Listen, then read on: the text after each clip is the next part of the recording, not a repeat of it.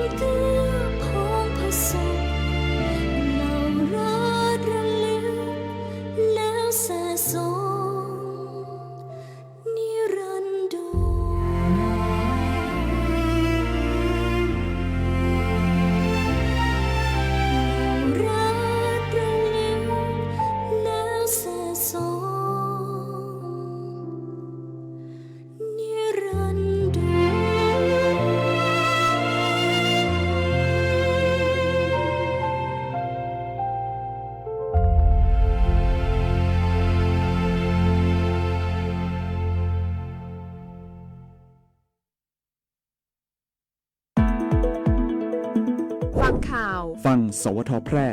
FM 91 เมกะเฮิรตซ์กรมประชาสัมพันธ์ข่าวจริงเชื่อถือได้สื่อรัฐพัฒนาคุณภาพชีวิตคนจังหวัดแพร่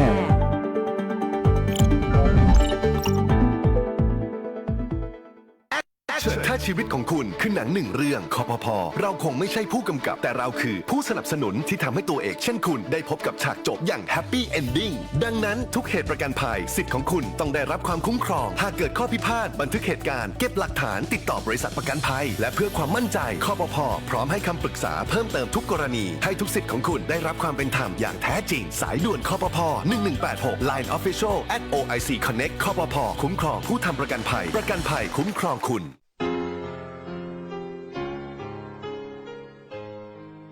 จังหวัดแพร่ร่วมกับสำนักงานศึกษาธิการจังหวัดแพร่ขอเชิญทุกท่านร่วมเสนอชื่อครูผู้สร้างการเปลี่ยนแปลงในชีวิตศิษย์และเป็นครูผู้มีคุณูปการต่อการศึกษาควรค่าแก่การได้รับการยกย่องเชิดชูเกียรติเพื่อเข้ารับพระราชทานรางวัลสมเด็จเจ้าฟ้ามหาจักรีครั้งที่ 7 ปีพุทธศักราช 2570 ผู้มีสิทธิเสนอชื่อครูเพื่อเข้ารับการคัดเลือกระดับจังหวัด 1. สถานศึกษาขั้นพื้นฐานโดยความเห็นชอบของคณะกรรมการสถานศึกษา 2. สมาคมมูลนิธิและองค์กรที่มีฐานะเป็นนิติบุคคลและมีภารกิจส่งเสริมการเรียนรู้ 3. ลูกศิษย์ที่เป็นศิษย์เก่าจำนวน1 คนซึ่งมีอายุไม่น้อยกว่า20 ปี 4. คณาจารย์ในระดับอุดมศึกษารวมกันไม่น้อยกว่า3 คนเสนอชื่อและส่งเอกสารได้ตั้งแต่บัดนี้เป็นต้นไปจนถึงวันที่ 30 มิถุนายน 2569 สอบถามรายละเอียดเพิ่มเติมได้ที่ www.pmca.or.th หรือศูนย์ประสานงานรางวัลสมเด็จเจ้าฟ้ามหาจักรีสำนักงานศึกษาธิการจังหวัดแพร่ครุสภาจังหวัดแพร่เลขที่ 168 หมู่ 2 ตำบลป่าแมดอำเภอเมืองแพร่จังหวัดแพร่หมายเลขโทรศัพท์ 054-520-807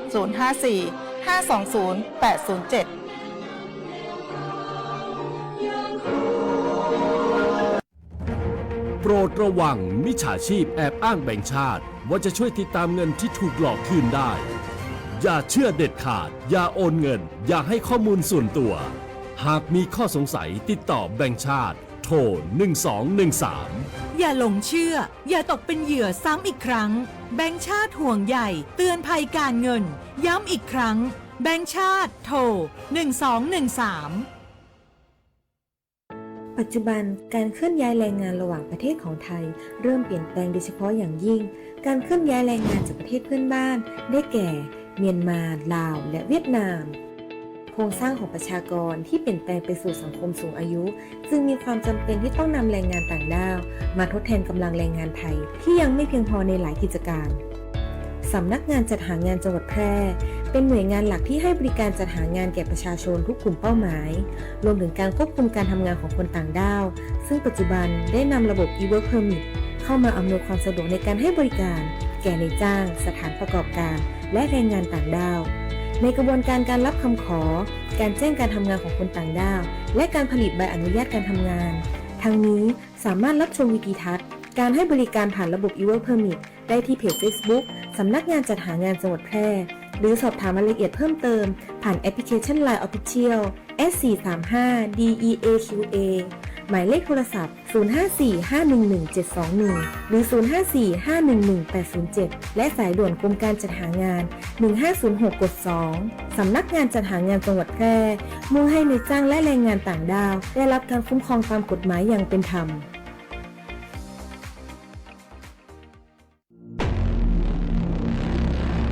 ภัยจากการสู้รบก่อให้เกิดความเสียหายอย่างมหาศาลทั้งต่อชีวิตมนุษย์สิ่งแวดล้อมและโครงสร้างพื้นฐานทหารพลเรือนจำนวนมากต้องเสียชีวิตบาดเจ็บสาหัสและหลายครั้งนำไปสู่ความพิการถาวรมีปัญหาสุขภาพจิตเกิดโรคเครียดหลังเหตุการณ์สะเทือนขวัญส่งผลกระทบในระยะยาวต่อคุณภาพชีวิตประชาชนผู้ประสบภัยสงครามจำนวนมากต้องเผชิญกับความยากลำบากในการใช้ชีวิตต้องอพยพหนีภัยจากพื้นที่สู้รบกลายเป็นผู้พลัดถิ่นโรงพยาบาลโรงเรียนที่อยู่อาศัยและระบบสาธารณูปโภคที่สำคัญน้ำประปาไฟฟ้าถูกทำลายประชาชนไม่สามารถเข้าถึงบริการพื้นฐานได้การใช้อาวุธอันตรายต่างๆอาวุธเคมีทุ่นระเบิดที่อาจตกค้างหลังจากสงครามทำให้แหล่งน้ำดินปนเปื้อนสารพิษจากอาวุธเหล่านี้ป่าไม้ถูกทำลายเกิดผลกระทบร้ายแรงต่อระบบนิเวศและสุขภาพของประชาชนในพื้นที่เกิดการขาดแคลนอาหารอย่างรุนแรงนำไปสู่ความอดอยากก่อให้เกิดอันตรายร้ายแรงและยาวนาน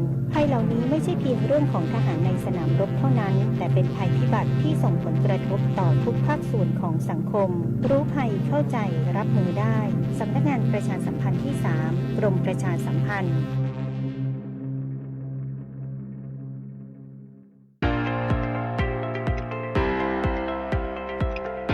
สถานีวิทยุกระจายเสียงแห่งประเทศไทยจังหวัดแพร่ 91 เมกะเฮิรตซ์ให้ความรู้คู่ความสุข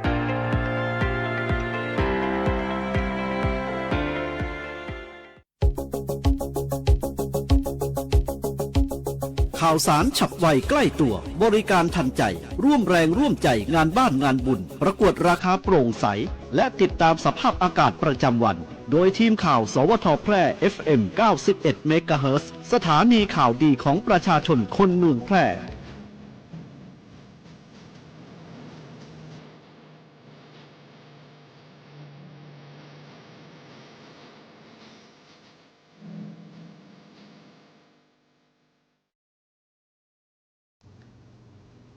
สวัสดีครับสถานีวิทยุกระจายเสียงแห่งประเทศไทยจังหวัดแพร่เสนอข่าวท้องถิ่นประจำวันพุธที่ 1 กรกฎาคมพุทธศักราช 2569 โดยมีหัวข้อข่าวดังนี้ครับ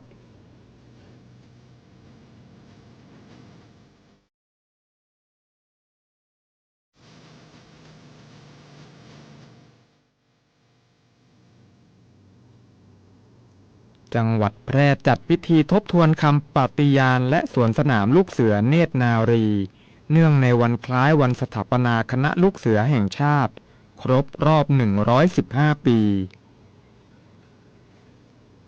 รองผู้ว่าราชการจังหวัดแพร่เป็นประธานการประชุมคณะกรรมการรักษาความมั่นคงและประชุมคณะกรรมการอำนวยการป้องกันและปราบปรามยาเสพติดจังหวัดแพร่กกต.แพร่ประเมินมาตรฐานศูนย์ส่งเสริมพัฒนาประชาธิปไตย 8 แห่งยกระดับเครือข่ายประชาธิปไตยภาคประชาชนจังหวัดแพร่เดินหน้าสำรวจจุดสร้างฝายชะลอน้ำดินซีเมนต์ เพื่อสร้างความยั่งยืนของทรัพยากรน้ำและผืนป่าต่อไปเป็นรายละเอียดของข่าวครับ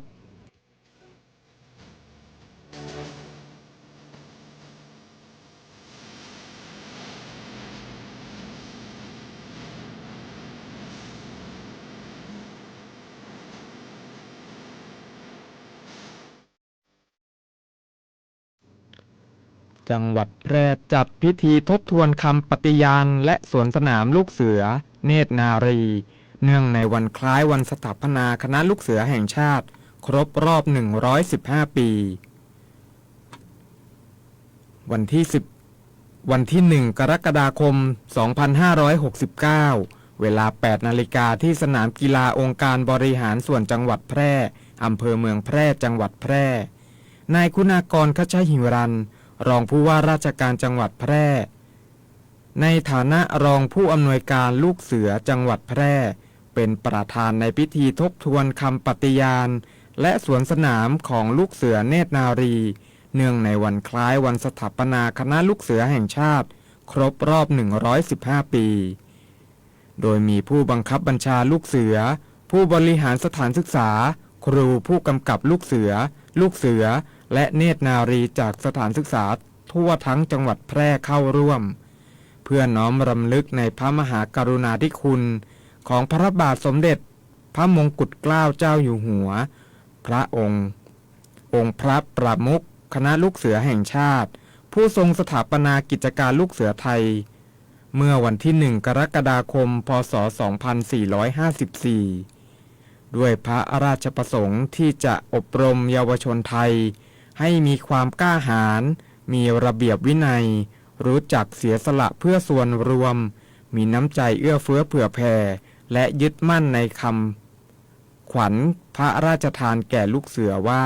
เสียชีพอย่าเสียสัตว์ภายในพิธีประกอบด้วยการเชิญธงลูกเสือประจำจังหวัดแพร่การกล่าวทบทวนคำปฏิญาณของลูกเสือการสวนสนามของกองลูกเสือและเนตรนารีจากสถานศึกษาต่างๆเพื่อแสดงถึงความจงรักภักดีต่อพระประมุขคณะลูกเสือแห่งชาติและความมุ่งมั่นในการปฏิบัติตามอุดมการณ์ของลูกเสือนอกจากนี้ยังมีพิธีมอบเกียรติบัตรแก่ลูกเสือและเนตรนารีที่มีผลงานดีเด่นประจำปี 2569 พร้อมรับฟังรายงานผลการดำเนินงานของสำนักงานลูกเสือจังหวัดแพร่ซึ่งตลอดปีที่ผ่านมาได้มีการพัฒนาการฝึกอบรมบุคลากรการบริหารจัดการกองลูกเสือและการจัดกิจกรรมบำเพ็ญประโยชน์เพื่อสังคมอย่างต่อเนื่องเพื่อปลูกฝังคุณธรรมจิตอาสาและความรับผิดชอบต่อส่วนรวมอันจะเป็นรากฐานสำคัญในการพัฒนาเยาวชนให้เติบโตเป็นพลเมืองที่มีคุณภาพและเป็นกำลังสำคัญของประเทศในอนาคตรองผู้ว่าราชการจังหวัดแพร่เป็นประธานการประชุมคณะกรรมการรักษาความมั่นคง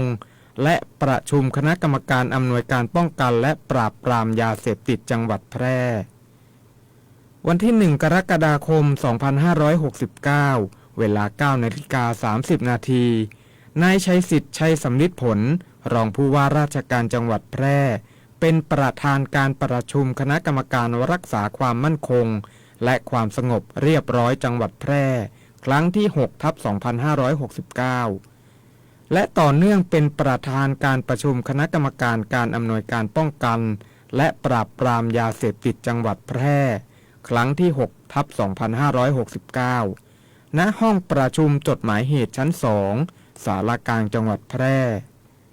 การประชุมคณะกรรมการรักษาความมั่นคงและความ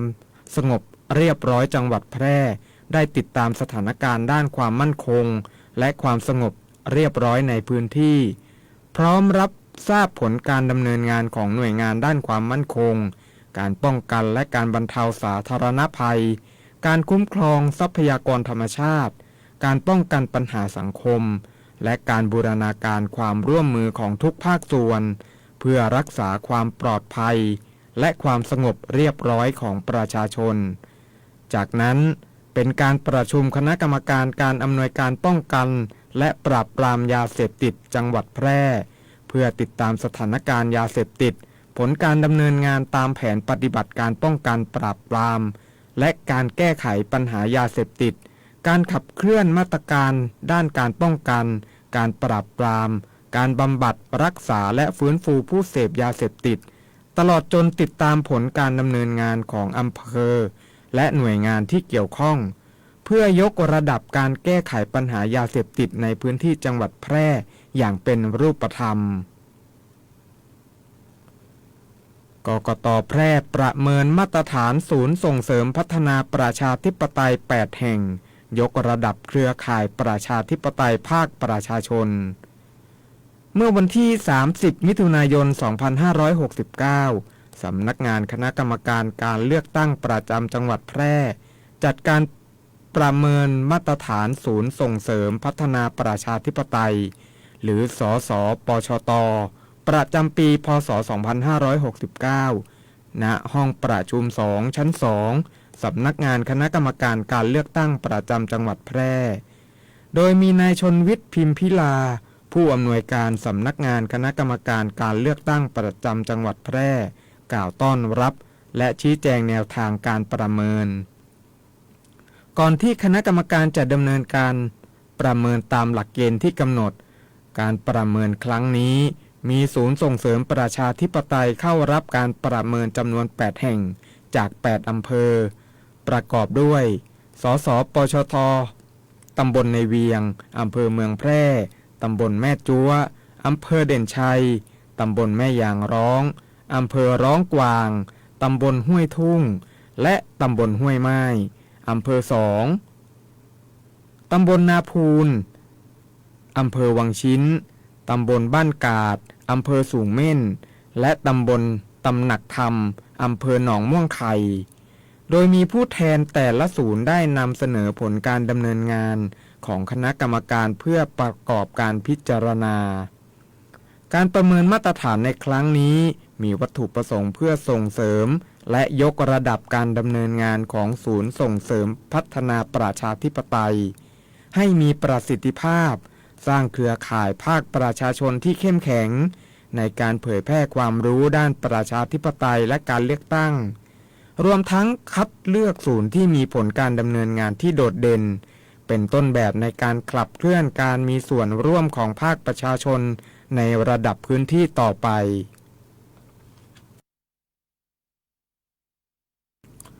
จังหวัดแพร่เดินหน้าสำรวจจุดสร้างฝายชะลอน้ำดินซีเมนต์เพื่อความยั่งยืนของทรัพยากรน้ำและผืนป่าศูนย์บริการจัดการน้ำองค์การบริหารส่วนจังหวัดแพร่ร่วมกับสถาบันสารสนเทศทรัพยากรน้ำผนึกกำลังลงพื้นที่ปฏิบัติงานอย่างเข้มข้นในระหว่างวันที่ 22 ถึง 29 มิถุนายน 2569 เพื่อสำรวจจุดก่อสร้างฝายชะลอน้ำดินซีเมนต์ในพื้นที่สำคัญของจังหวัดแพร่การลงพื้นที่ในครั้งนี้ครอบคลุมพื้นที่3อำเภอได้แก่ตำบลหัวเมืองอำเภอ2ตำบลทุ่งโฮงอำเภอเมืองและตำบลแม่ปานกับตำบลหัวทุ่งอำเภอลองโดยมีเป้าหมายหลักในการวางแผนสร้างฝายชะลอการไหลของน้ำและทำหน้าที่ดักตะกอนไม่ให้ไหลลงสู่ลำน้ำหรืออ่างเก็บน้ำซึ่งเป็นสาเหตุสำคัญที่ทำให้แหล่งน้ำเกิดการตื้นเขินโครงการสร้างฝายชะลอน้ำดินซีเมนต์นี้นอกจากจะช่วยให้สามารถกักเก็บน้ำไว้ใช้ประโยชน์ได้อย่างมีประสิทธิภาพแล้วยังถือเป็นหัวใจสำคัญในการสร้างความชุ่มชื้นให้กับผิวพื้นให้กับผืนดินและผืนป่าเพื่อความสมดุลให้กับระบบนิเวศและสร้างความสุขที่ยั่งยืนให้กับพี่น้องประชาชนในพื้นที่จังหวัดแพร่สืบต่อไปสวัสดีเจ้าพี่น้องผู้ประกันตนและนายจ้างทุกท่านเตรียมเสียงของตัวท่านไว้ให้พร้อมร่วมกำหนดอนาคตกองทุนประกันสังคม กับการเลือกตั้งคณะกรรมการประกันสังคมในวันอาทิตย์ที่27 กันยายน ปี 2569 ตั้งแต่เวลา 8 โมงเจ้าถึงบ่าย 4 โมง ผู้ประกันตนและนายจ้างที่มีคุณสมบัติครบถ้วน สามารถลงทะเบียนใช้สิทธิ์เลือกตั้งใดโดยผ่านเว็บไซต์สำนักงานประกันสังคมแอปพลิเคชัน SSO Plus หรือสำนักงานประกันสังคมทุกแห่งตั้งแต่วันนี้จนถึงวันที่ 15 กรกฎาคม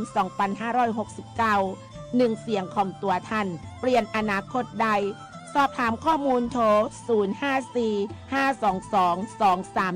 054-522-231 ถึง 2 สำนักงานประกันสังคมจังหวัดแปร่หรือสายด่วน 1506 ตลอด24 ชั่วโมง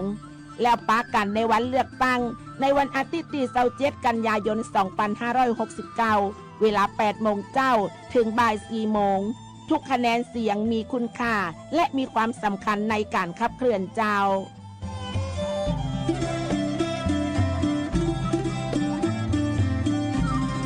สวัสดีเจ้าน้ำตาลพิษคณะนะเจ้า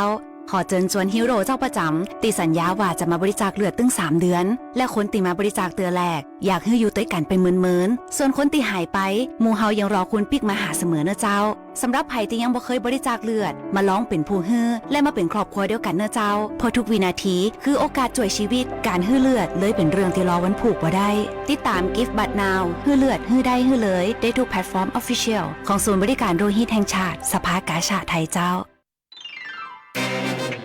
กฎหมายง่ายจังแค่ฟังก็เข้าใจโดยสำนักงานกิจการยุติธรรมตอนอายุความคืออะไร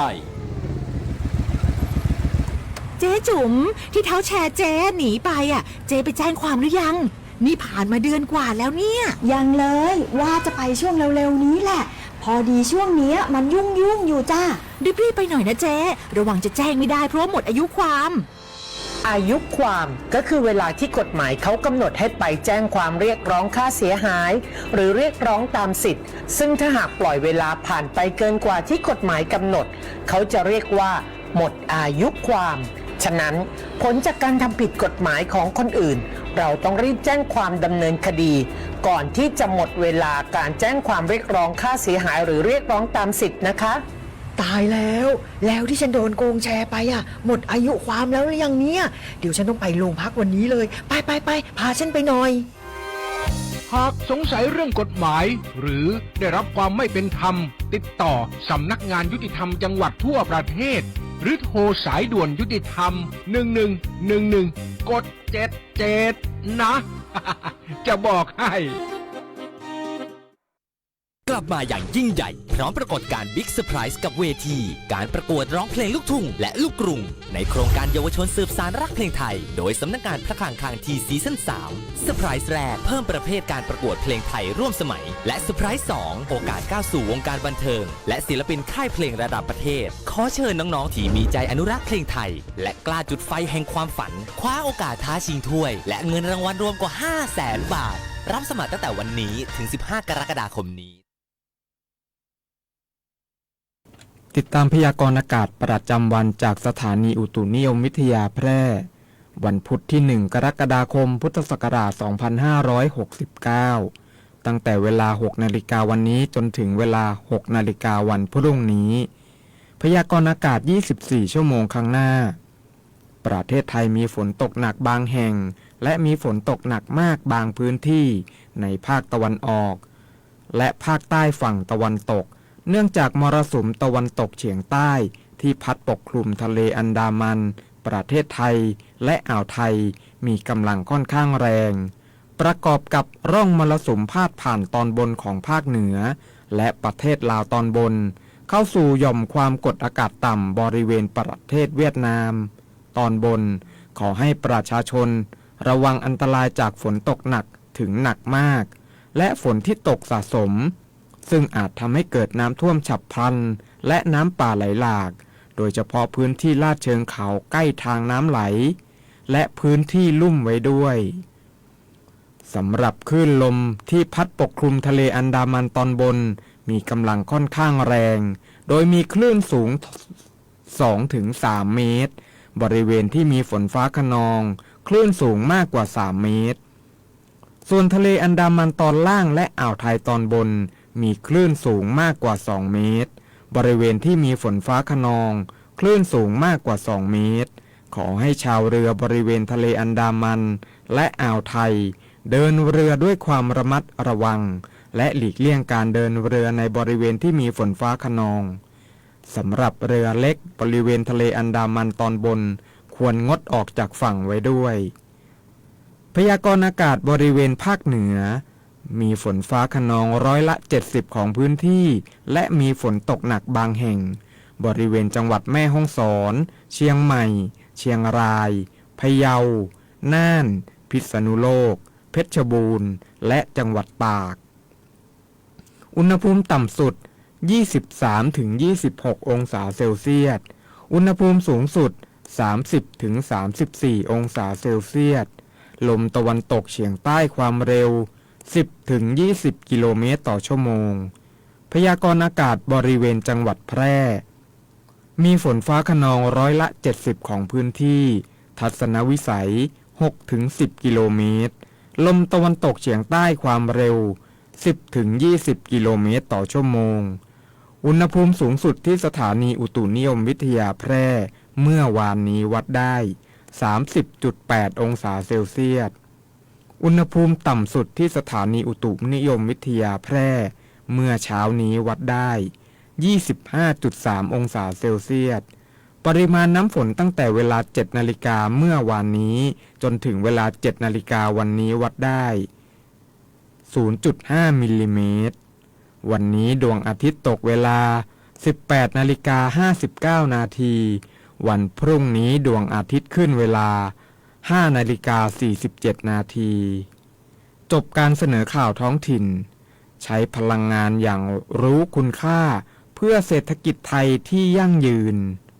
พรชัยเอี่ยมนุ้ยอ่าน